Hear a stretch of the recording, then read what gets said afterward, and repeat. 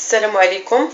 اليوم ان شاء الله غادي نقدم لكم واحد الاكله طنجاويه واللي هي الكالينتي عجباتني بزاف المذاق ديالها. نقتها في طنجه وقررت انني نجيب الوصفه ديالها ونصايبها لكم.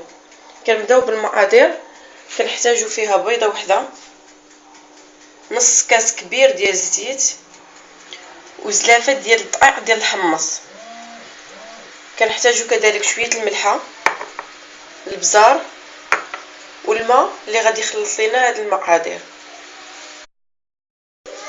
كنبداو كنهرسو البيضه،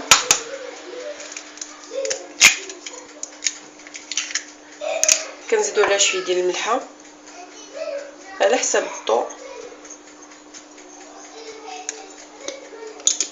شويه ديال البزار،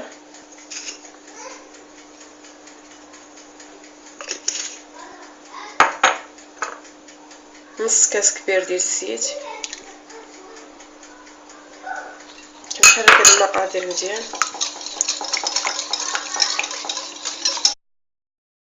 كنزيد دابا الدقيق ديال الحمص. انا في هاد الاثناء مخدمه الفران باش يسخن مزيان. دابا كنبدا نزيد الماء بشويه بشويه، خاص يولي بحال العجينه ديال البغرير.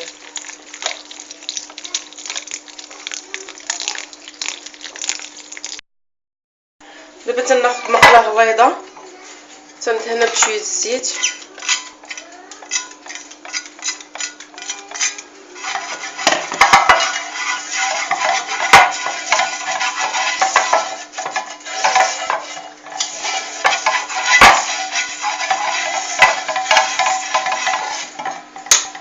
كيف كنلاحظوا العجينه ديالنا ولات على هذا الشكل.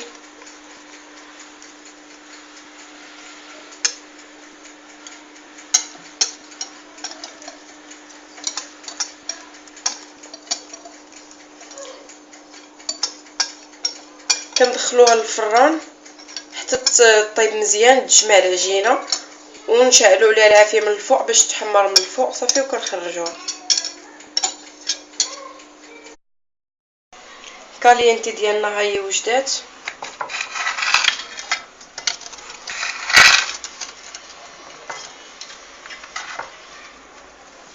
كتجي على هذا الشكل، تجي رقيقه هي شويه.